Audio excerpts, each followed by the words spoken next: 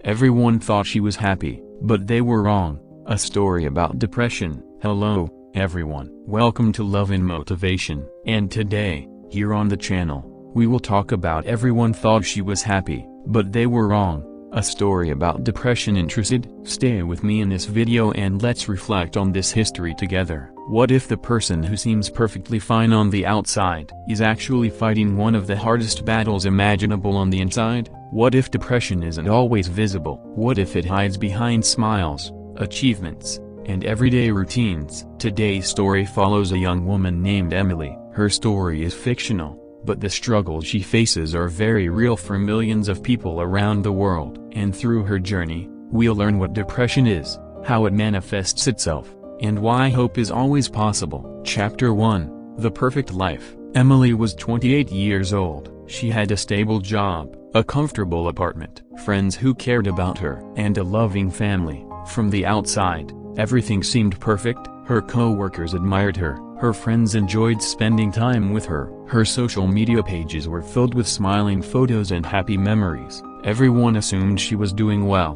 but nobody knew the truth. Every morning, Emily woke up feeling exhausted, not physically exhausted, emotionally exhausted. Even after sleeping for 8 hours, she felt drained. Simple tasks felt overwhelming, getting out of bed felt like climbing a mountain, and she couldn't understand why. Chapter 2: The Invisible Weight. As the weeks passed, Emily noticed something changing. The hobbies she once loved no longer excited her.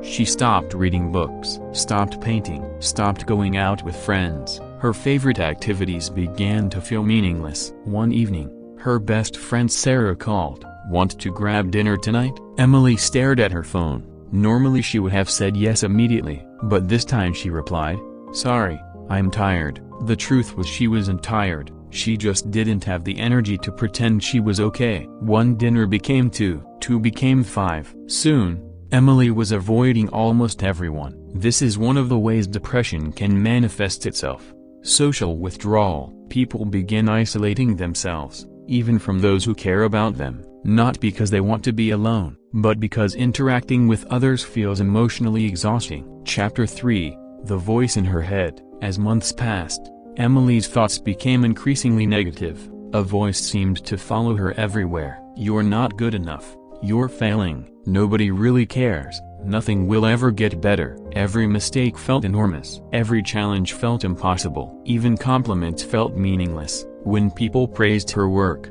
she thought they were just being polite. When friends showed concern, she believed she was a burden. Depression often changes the way people see themselves. It can distort reality. It convinces people that they are less valuable than they truly are, and over time, these thoughts can become incredibly powerful. Chapter 4: What Depression Really Looks Like. Many people think depression always looks like constant sadness, but that's not always true. Sometimes depression appears as chronic fatigue, lack of motivation, difficulty concentrating, irritability, emotional numbness, feelings of hopelessness, changes in sleep patterns, changes in appetite, social isolation. For some people, sadness is the main symptom. For others, it's emptiness, and for many, it's a combination of both. Emily experienced several of these symptoms without realizing what was happening. She believed she was simply failing at life, but what she was experiencing had a name: depression. Chapter 5: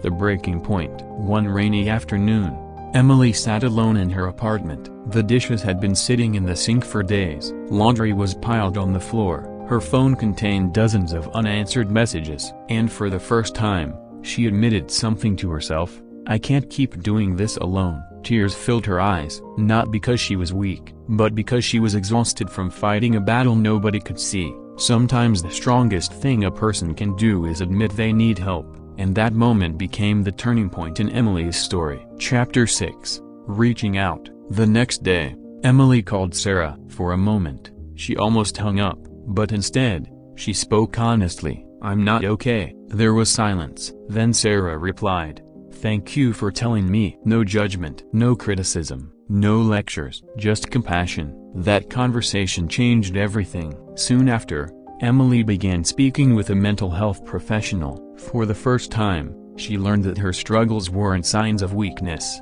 They were symptoms of a condition that millions of people experience, and most importantly, she learned that help existed. Chapter 7.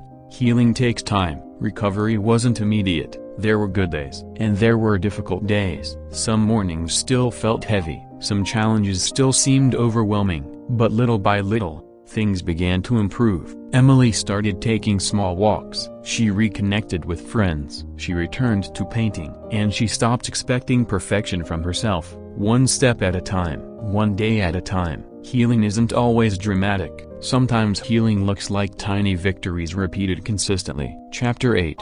A message for you. Years later, Emily looked back on the hardest period of her life. She realized something important. The depression had convinced her she was alone, but she wasn't. It told her there was no hope, but there was. It told her she would never feel better, but she did. And that's why her story matters, because somewhere, someone watching this video may be experiencing similar feelings. And if that's you, remember, you are not weak, you are not broken, and you are not alone. Depression is a real condition. It can affect anyone, young or old, rich or poor, successful or struggling. But understanding depression helps remove the stigma, and seeking help can be the first step toward healing. If you know someone who may be struggling, listen, support them, show kindness, because sometimes a simple conversation can make an enormous difference. And if you're struggling yourself, please remember, your story is not over. The chapter you're living right now is not the final chapter. There is hope,